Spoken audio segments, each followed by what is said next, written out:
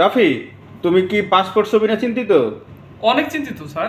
কারণ অনেক সময় লাগে, দোকানে যেতে হয়। অনেক সময় লাগে, যায় দোকানে দেখা গেছে আবার সিরিয়াল থাকে, বসে থাকার লাগে, তাদের অনেক কাজ থাকে, বলে যে ভাই একটু পরে আসেন, আমার ইমার্জেন্সি ছবি লাগবে, কিন্তু তারা বলে যে ভাই একটু পরে আসেন, কিছু সময় লাগবে।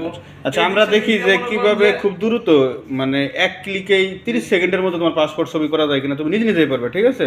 ঠিক সো আছে, আমরা চেষ্টা করি। ওকে, আলহামদুলিল্লাহ। সো আমরা প্রথমেই ক্রোম ব্রাউজারে যাবো অথবা যে কোনো ব্রাউজারে যাবো। দেন তারপরে কাট আউট প্রো লিখবো।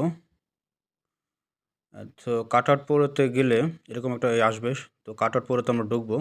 তো এরকম একটা ইনফন্ট আসলে আমরা নিচে যাব, নিচে যেয়ে দেখবো আসলে পাসপোর্ট সাইজ ফটো মেকার, এখানে ক্লিক করব।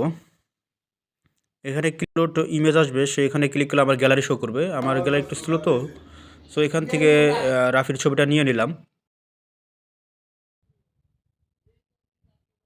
ছবিটা এখানে শো করবে। তো প্রথমে দেখছেন অটো ব্যাকগ্রাউন্ডটা রিমুভ হয়ে গেছে। তো আমরা প্রথমে বাংলাদেশ এখানে পাসপোর্ট সাইজটা সিলেক্ট করব। দেন ব্যাকগ্রাউন্ড কালার সিলেক্ট করব।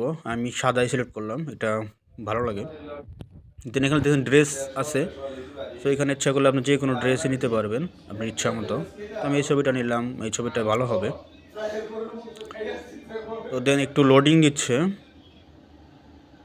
লোডিং নেওয়ার পর দেখেন অটো রাফির একটা সুন্দর পাসপোর্ট সাইজ ছবি ক্রিয়েট হয়ে গেছে। আমরা আবার ব্যাকগ্রাউন্ডে চলে গেলাম। ব্যাকগ্রাউন্ড বিভিন্ন কালার দেখছি, তো সাদাটাই ভালো লাগতেছে। তো ডান দিলাম। তো দেখতেছেন এখানে অটো ছবিটা হয়ে গেছে। তো এখানে যে ডাউনলোড এইচডি দেখতেছেন, এখানে ডাউনলোড করলেই মূলত ডাউনলোড হয়ে যাবে। তবে ওদের একটু প্রিমিয়াম সাইট, তো সেক্ষেত্রে ওদের বাই ক্রেডিট দেখায়। ইচ্ছা করলে আপনি এই আনক্রেডিট বিভিন্ন সোশ্যাল সাইট এটা শেয়ার করে আনক্রেডিট করতে পারবেন। দেন আপনি ডাউনলোড দিয়ে ছবিটি ইউজ করতে পারবেন। সো সবাইকে ধন্যবাদ।